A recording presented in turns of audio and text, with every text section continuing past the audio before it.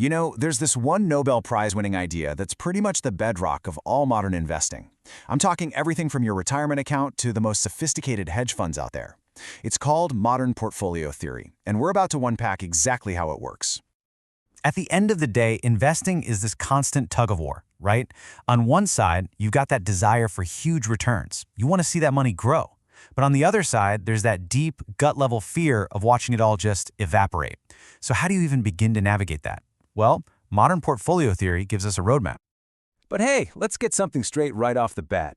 As the writer William Bernstein puts it so well, this isn't some magic crystal ball that's going to predict the future.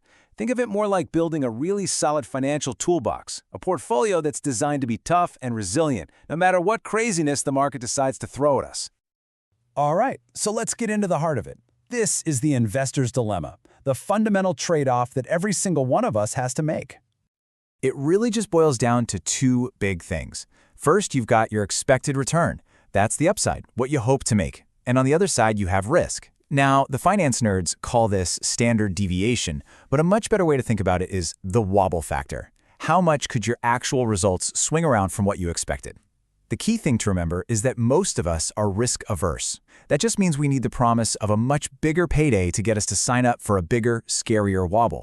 So, to really see how this all clicks together, we're going to start with the simplest possible choice an investor can make. Picture this. You've only got two buckets for your money. One is totally safe, like a government T-bill. The other is risky, maybe a stock fund. You could put 100% in the safe bucket or 100% in the risky one. Or you could mix them. Go 50-50 and you land right in the middle. Go 70% stocks, 30% bills, and you move up the line. This whole range of options is called the capital allocation line, and where you land on it is really just a personal choice about how much risk you're comfortable with. Okay, now we get to the fun part. This is where we talk about the famous free lunch in finance. It's the absolute magic that happens when you start mixing different kinds of assets together. And this is where the theory gets, well, truly genius. It all hinges on one little concept: correlation. It's just a number that tells us how two things move in relation to each other. If they have a correlation of +1, they're like a pair of perfectly synchronized swimmers. One goes up, the other goes up, by the exact same amount. But the second that number drops below 1, you unlock a massive advantage. See, when assets aren't moving in perfect lockstep, a good day for one can help cushion a bad day for another. Their individual wobbles start to cancel each other out. And what's the result? You can actually lower the total risk of your entire portfolio without having to give up your expected return. It's an incredible effect, and it's why they call it the only free lunch in finance. This really splits risk into two buckets. The first is unique risk. This is the risk that, a specific company's CEO makes a boneheaded move or their main factory burns down. The good news is, by owning enough different things, you can pretty much diversify this risk away to almost nothing. But then there's what's left over, market risk. This is the big stuff, recessions, interest rate changes, that hits everybody. That risk is basically the price of admission for investing in the market. You can't get rid of it.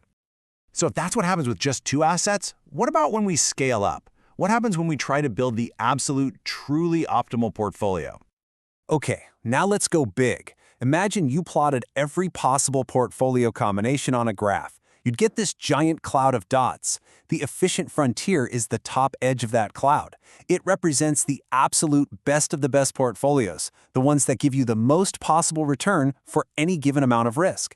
Any portfolio that's not on that curve, well, by definition, it's inefficient. It's just not working as hard as it could be. Now, remember our boring old risk-free asset? Let's bring it back. If you draw a straight line from that risk-free rate on the graph, you want it to just kiss the efficient frontier at the highest possible point. Think of it like laying a ruler on the graph and rolling it up until it just barely touches the curve. That one single point of contact, that's the holy grail.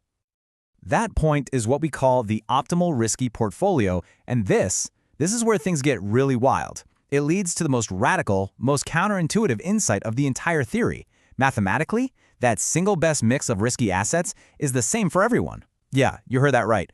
A 25-year-old adrenaline junkie and a 65-year-old retiree should, in theory, own the exact same basket of risky stuff. The only difference between them is how much of their total cash they mix in with that safe, risk-free asset. It's an unbelievably elegant theory, right? It's clean, it's mathematical, But what happens when these perfect models collide with the messy, chaotic, emotional reality of the actual markets? And that brings us to the million-dollar question. Is that diversification free lunch always on the menu? The whole magic trick depends on assets behaving differently. But what happens when the entire system is under extreme stress? When pure, unfiltered fear takes over the driver's seat? Let's just take a look back at 2008. During the global financial crisis, it was a bloodbath, and pretty much everything went down. Together, U.S. stocks, international stocks, real estate, they all just fell off a cliff. In those moments of complete panic, correlations all start to look like one, and those wonderful benefits of diversification can vanish right when you need them the most. So where does that leave us? If the theory ultimately tells us that the best thing to do is just own a little piece of the whole market, it brings up a really fascinating final question. Is the secret to investing genius really about picking the next hot stock, or is it something else entirely? Is it just about having the discipline to build a sensible plan and then having the courage to stick with it, come what may?